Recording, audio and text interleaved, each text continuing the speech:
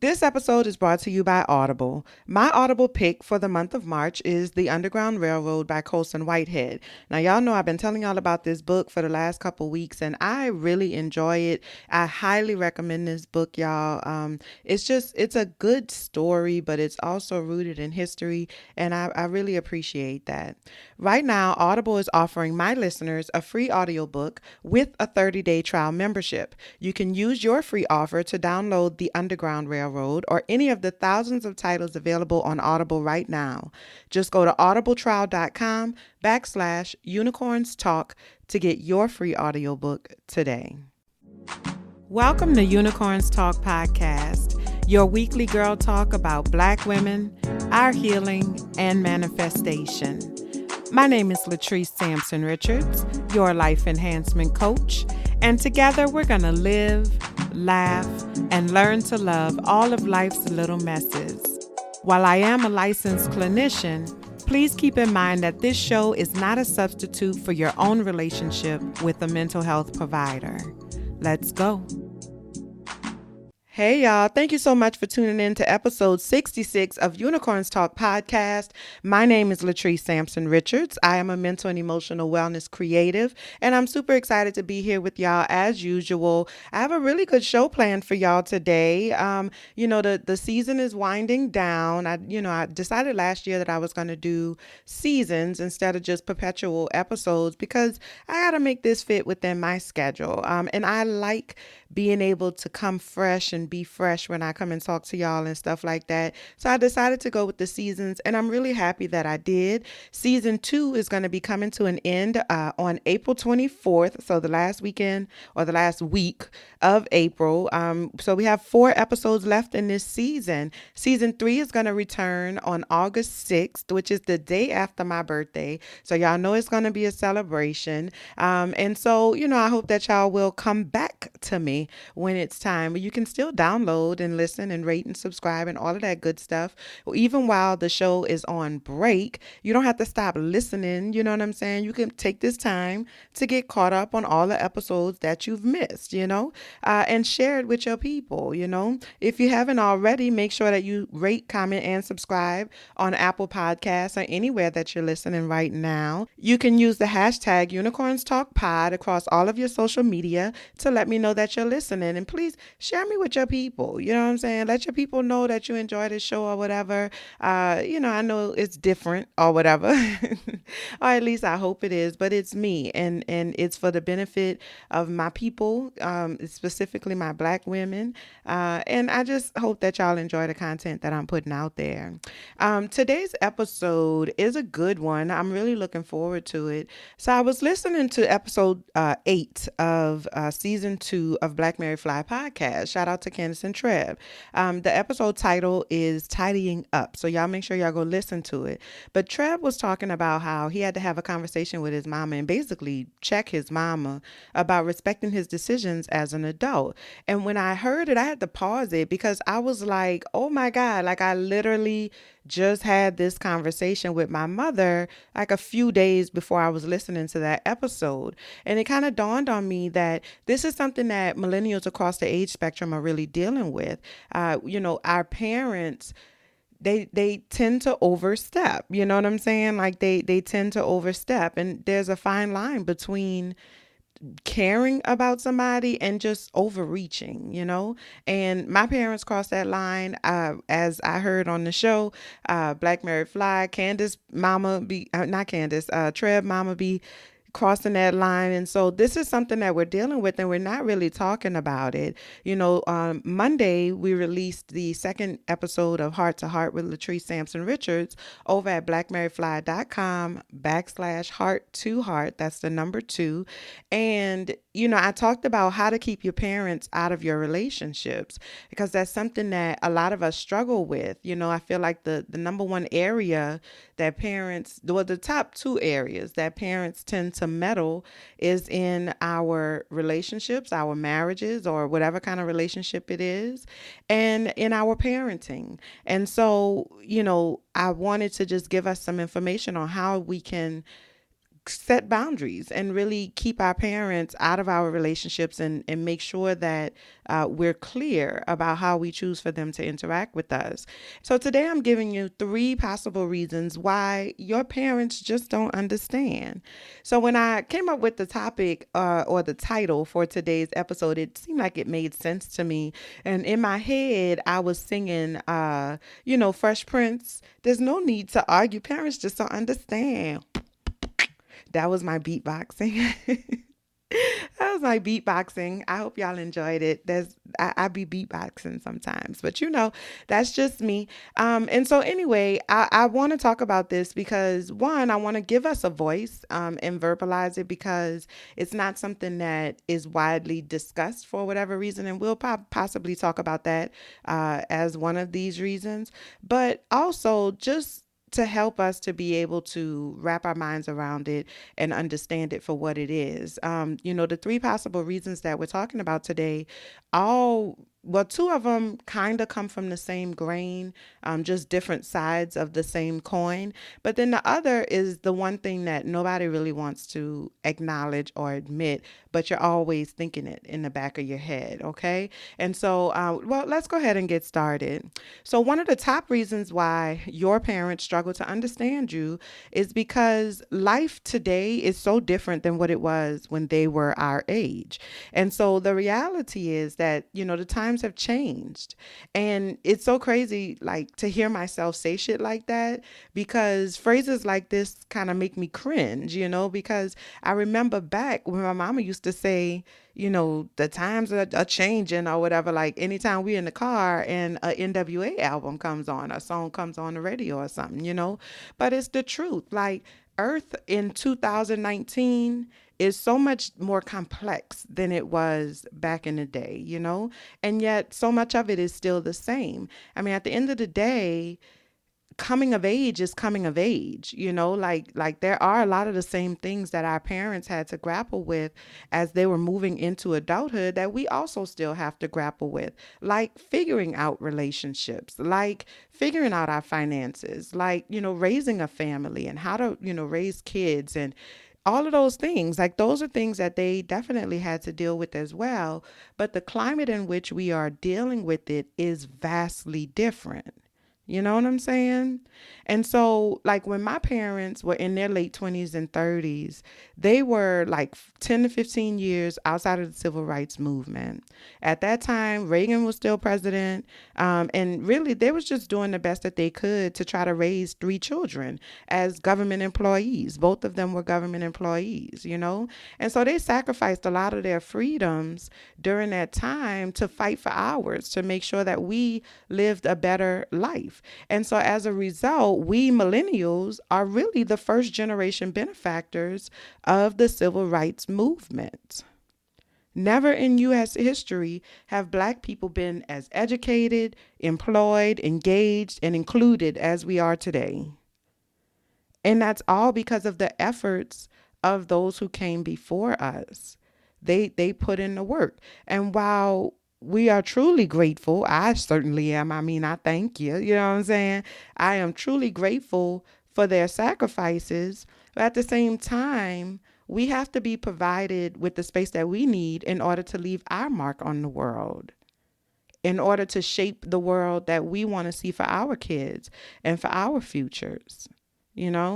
By the time my mama was my age, she had been married for 14 years. She was a mother to a 13-year-old boy and 5 and 4-year-old girls, all while holding down a full-time job, cooking a hot meal every night, and being a wife.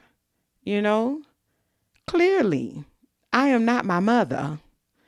I married my husband 2.5 years ago. I'm still waiting on my miracle baby.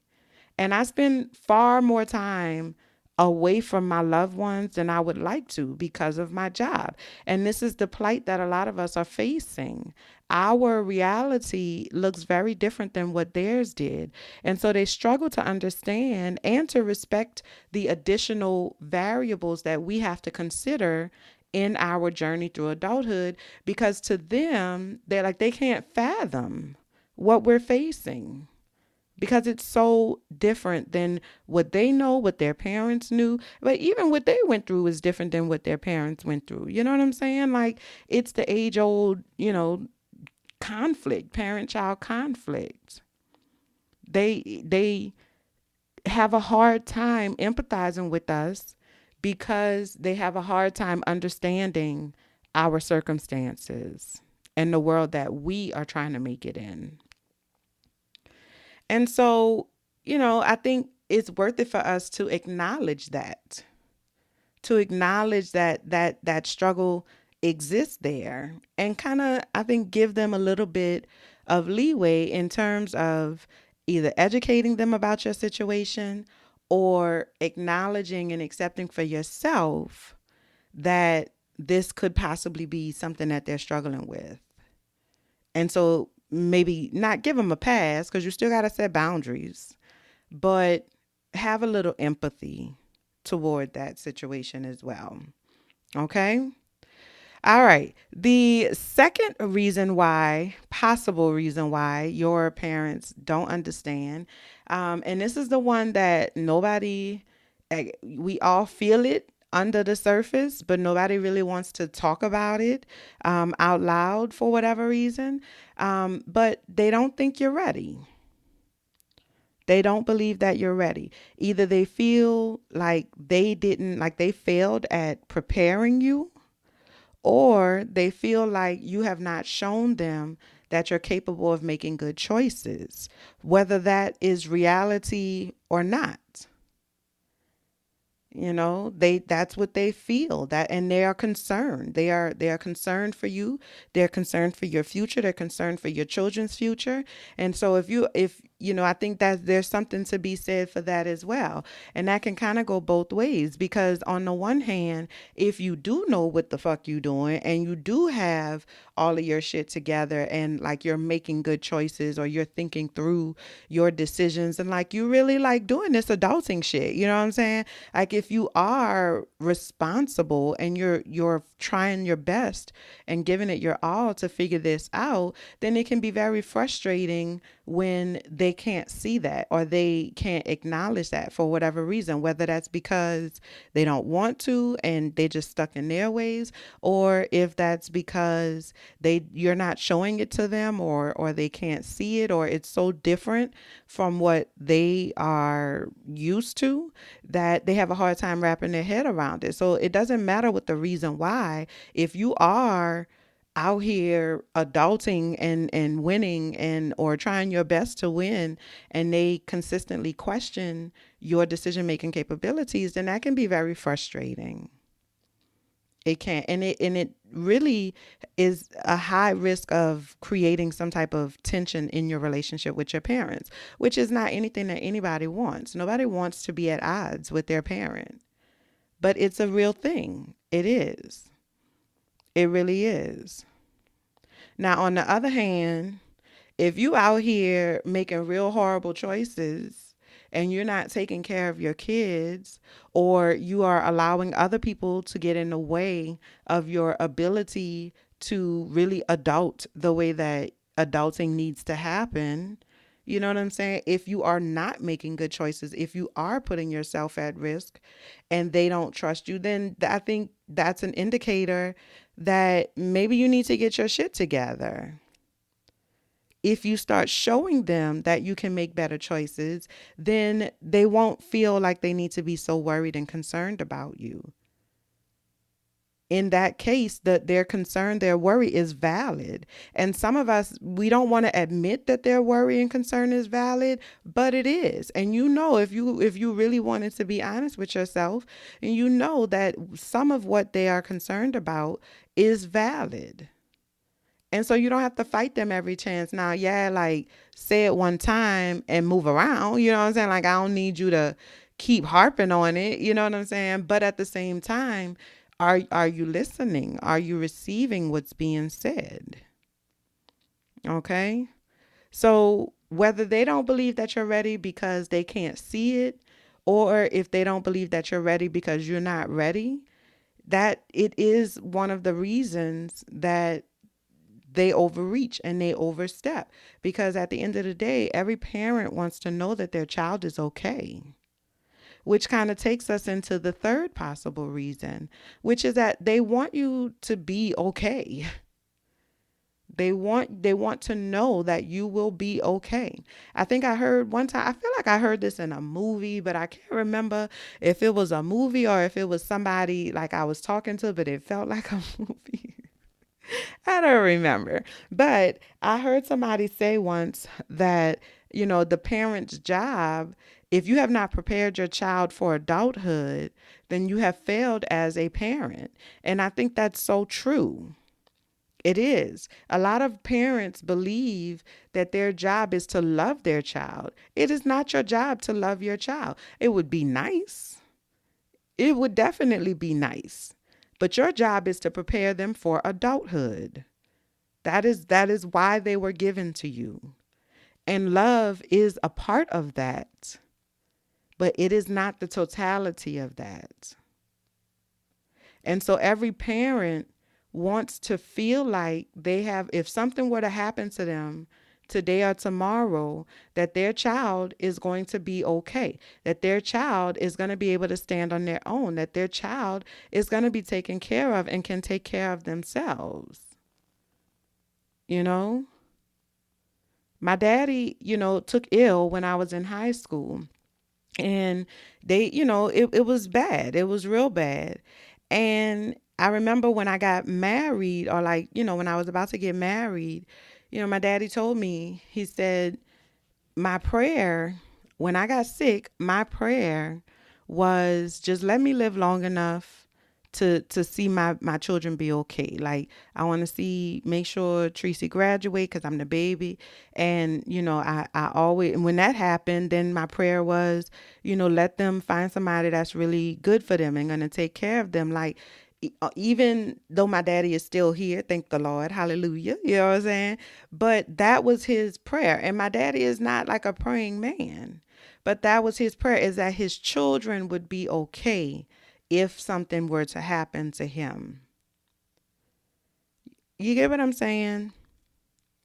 And so no matter what your relationship is with your parent, on some level, this is what they want. Now, this is barring, of course, like some type of personality disorder or something, like, I get it.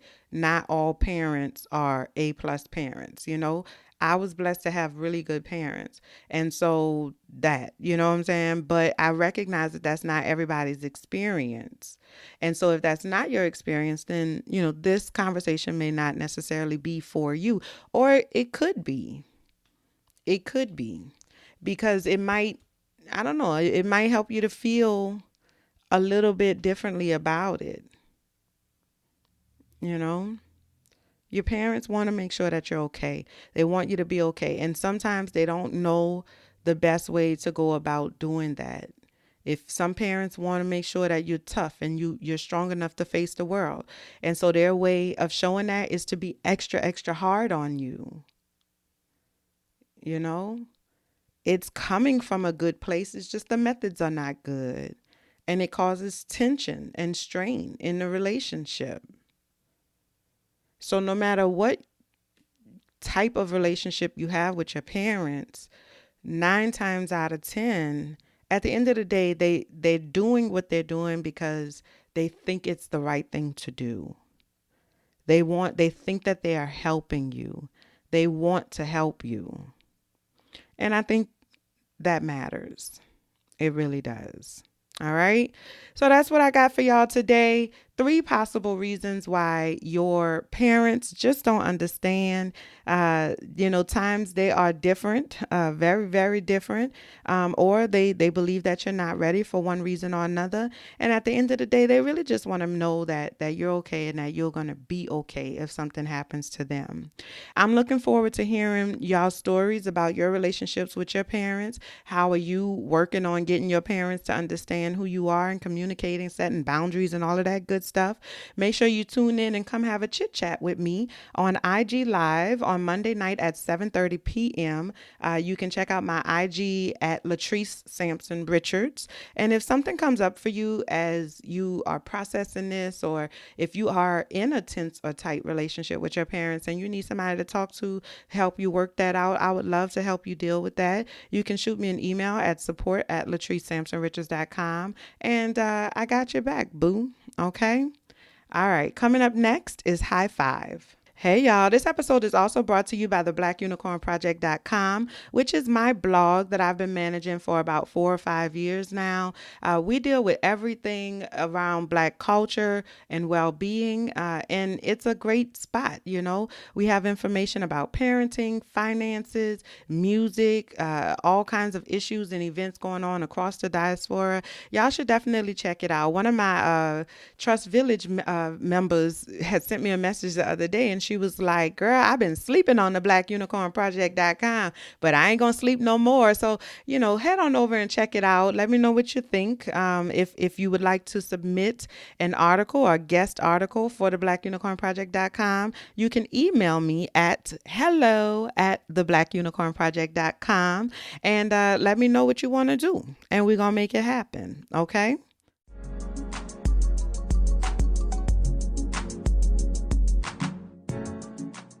Today's high five goes to a reggae artist named Koffee, and that's Coffee with a K, Koffee. Coffee is a 19-year-old musical genius. She's so awesome and amazing. I was doing some research on her, and I came upon an interview, like an introductory interview. She's only been in the industry, like making music, for about 18 months, but it's obvious that this is where she's supposed to be. She is extremely talented. I like her flow. I like the way that she just kind of like rides the beat. You know what I'm saying? Like she's awesome and amazing. She's influenced by so many different genres of music, and you can really hear it in her presentation. Like she's awesome. And in that interview, the thing that really made me love her is how humble she is and just really down to earth. She's from Spanish Town, Jamaica, and she just talks about how she was raised to be humble. She was raised to be polite and just to be a decent person. And I really appreciate that about her. I think she's going to go really far. Y'all make sure y'all check her out. High five, Coffee, for, following your dream and your purpose. It's clear that this is a part of your purpose. And I'm excited about seeing the direction that she goes in. So y'all make sure y'all check her out. High five, honey. Okay, so today's reality check goes to Megan, Michael, and Sarah, but specifically Megan from I think it's on WeTV. It's a WeTV show called Love After Lockup. Now, I never used to watch Love After Lockup, but everybody watches this show. I have a friend of mine. She was like, girl, you seen Love After Lockup? Have you watched it? She, like, for the whole season, ever since last season, she was like, you need to watch Love After Lockup. And then they also talk about it often on The Friend Zone, which you all know is one of my favorite podcasts to listen to personally. And so anyway, I finally binge watched, and got caught up on it. And this season 2, so let me tell y'all, for those of you who've never seen Love After Lockup, it's a show about couples who meet on an online dating website for prisoners. So it's kind of like pen pals, but, in the millennial pen pals, you know what I'm saying? Like, it's online. It's a dating app. And so you can start talking to people who are in jail. And the show follows, I think it's like 5 couples who are where the inmate is about to get released. And so love after lockup, because now they get out and they're trying to like figure out this relationship. And because they've never seen each other before, like some of them have only talked online or talked on the phone and stuff, but they've been in these relationships for 2 and 3 years and shit. shit, and they in love and they want to get married and all of this and all of that. I ain't hating on nobody, get in where you fit in, you know what I'm saying? Because who knows? I mean, people find love in all the craziest places. So I'm never going to judge somebody's love because you don't know what the situation is. People talk shit about online dating, but I know a couple right now that's happily married with kids, a nice little blended family, and they met online, like Yahoo Dating or something like that. And so I don't judge anybody's how we met story, point blank, period. But on the show, one of the couples, it's a throuple that is highlighted on the show is this chick named Megan, the dude named Michael, and Sarah. So Michael has been in and out of jail his whole life, and Sarah is his wife. Now, Sarah is a white girl, Megan is a black girl, and Michael is a black dude. So he married Sarah while he was in jail this last time, okay? And they have a 2-year-old daughter together. Now, the daughter came obviously before he went to jail, but he met Megan online. And he says that he was really in love with Megan and that the only reason why he married Sarah was because he wanted to be a part of his child's life. And he was worried that if he left Sarah or told Sarah he didn't want to be with her, that she wouldn't let him see his child. And so that's why he married her, and he felt all this pressure because he really wanted to be with Megan. So the whole time, Megan knew that he had a baby. Megan knew that he had a baby mama. She knew the baby mama name was Sarah, but she didn't know that he was still in a relationship with Sarah. She didn't know that he married Sarah because he actually asked Megan to marry him as well. It's a hot ass mess, you know what I'm saying? But, long story short, Megan found out, or Sarah found out about Megan after Michael went back to jail because of Megan, to be honest, if we're going to be all the way real.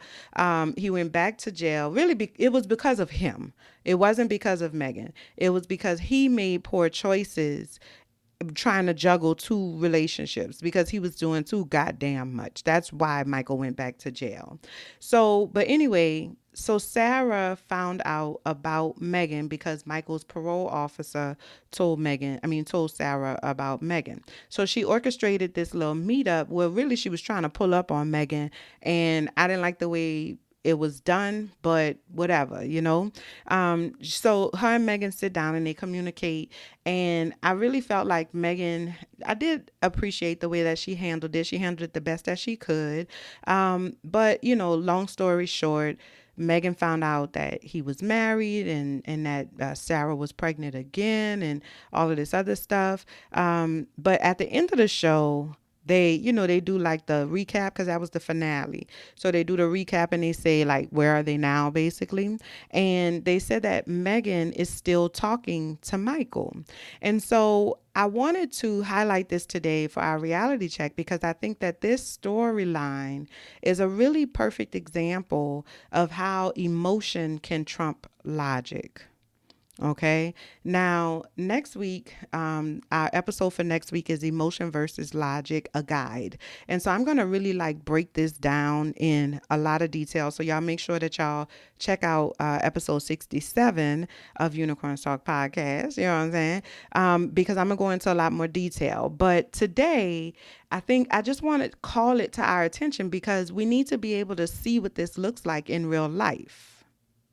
This is what it looks like in real life. It's not like this is just one of the ways that it can look in real life when our emotion trumps our logic. And it happens so quickly, we don't even realize that it's happening. That's how powerful our emotions are. Okay? Emotion trumps logic every single time. Because nothing about that situation from Megan, being Megan in the situation, right? Nothing about that situation said, girl, this ain't right, girl. Something ain't right about this girl. Like he was not even a good liar. Like, for example, when he first got out, Megan was supposed to come and meet him. Like she was supposed to be the one to pick him up from wherever, like from the jail or whatever. So he let this girl buy a ticket, get to the airport. Her brother dropped her off at the airport. She's literally checking in for her flight when he calls her and tells her he don't want her to come pick him up. When she's checking in for her flight, no, don't come. And her spidey senses went off because she was like, what the fuck you mean don't come? And he fed her this line about, I got something special planned for you, and I don't want us to meet like that. I don't want you to see me like this. I need to clean up and this, that, and the other, which, in a clouded mind can sound very logical. But that was a huge red flag. We've been talking for 2 years. I am your fiance. Why would you not want to see me immediately after you get out of jail that you've been in for 3 years or 5 years or however long it's been? Right? And yet, as hurt as she was, because she went in the bathroom and cried and all of that, as hurt as she was, she continued with the relationship. She asked a few questions. He answered some bullshit answers, and her emotion took over because she loves him. She's in love with him. Megan was a virgin. She gave him her virginity. That's a bond. That's a bond, And so the fact that after all of this now, she's found out that he married and got another baby on the way and all of this other stuff, that he'd been lying to you your entire relationship. He had been lying to you about, he got married while he was engaged to you. Like, that's fuckboy on a whole other level. And yet she's still communicating with him, still in a relationship with him. Because she loves him. Her emotion is overriding logical thinking right now. Because nothing about this situation says continue. Nothing. And yet she does. And, when at first I felt for Megan, I did, because she didn't know the extent of everything. And, I understand. I done been stupid in love before. Like, I get it. I totally understand it. But after you find out everything and you're making a choice to participate in this. And that is I just feel like that's a bit much. It's hard for me to have sympathy for you at that point. Right? But I just thought that this was a really good, illustration of how emotion trumps logic. And like I said, next week, we're going to talk a lot more about this. I'm going into a lot of detail about it because I have theories, you know what I'm saying? So y'all make sure y'all tune in for that. And I want to give a few shout outs to Black Married Fly podcast. Episode 2 of Heart to Heart with Latrice, Sampson, Richards actually released on Monday at blackmarriedfly.com/heart to heart. Like I said earlier, the topic is how to keep your parents out of your relationships. I'm giving you 3 tips on how to make that happen. And as you know, my tips are always actionable. So you can take a listen at that and start putting some things in place right now. The link is in the show notes for today. And remember, if you want to schedule a heart-to-heart session, you can use the link at blackmarriedfly.com and get it for $99 instead of the regular $135. That's a real good discount. You know what I'm saying? All right. Make sure. Oh, I also want to give a shout out to Jaden Hollywood. Jaden Hollywood, as you know, is my boo, but he is also my personal financial life coach. Jaden is amazing. He's helping me with my taxes. He's helping me create a budget because I got goals and shit that I'm trying to accomplish out here in these streets. You know what I'm saying? And Jaden is, he's a financial wizard. Like, he really is. So y'all make sure y'all holler at Jaden. He's going to be making a really big launch real soon. And so y'all make sure y'all check him out. So shout out to Jaden Hollywood for making it happen. What else? What else? What else? What else? Oh, I'm doing a meetup this Saturday with my Trust Village group. It's a meetup on Saturday, March 30th from 6 p.m. to 9 p.m. We're going to be meeting at Gigi's Music Cafe, which is a Black-owned, like a speakeasy restaurant kind of thing going on out here in South Florida. I'm really looking forward to that. So if you're in the South Florida area and you are a member of Trust Village, which if you're not a member, get your whole life, God, go ahead and make it happen. But if you are a member of Trust Village and you're in the South Florida area, I would love for you to join me. Just go to the events tab inside of Trust Village and let me know that you're coming, because I need to make a reservation or whatever.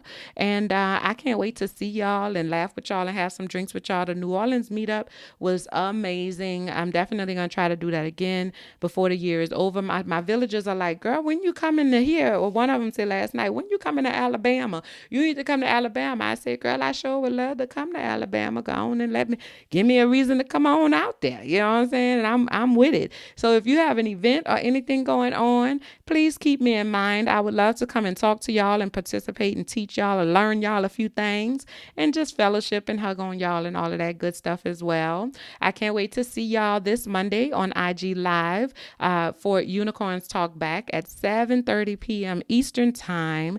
Y'all make sure y'all come on out. I enjoy that time with y'all. And y'all be coming and talking to me, and we be talking about the episodes and stuff like that, because y'all be jumping in my inbox from time to time with questions about the episode. And so I feel like, I wanted to create a space for us to talk about it together because I like it. I enjoy interacting with y'all. Make sure you join my free Facebook group, Trust Village. It's a safe space for healing and manifestation. And follow me on all of the social medias, Facebook and Instagram at Latrice Sampson Richards. Check out my stories and things. Make it happen, Captain. That's how they go. Make it happen. That's how we say it. Anyway, that's all I got for y'all today. Thank you so much for tuning in and giving me your time. I know you could have listened to a whole lot of other people talk for an hour now, 30 minutes, something like that. And I appreciate you for listening to me. I love y'all and I appreciate y'all. And until next time, be well. Bye, y'all.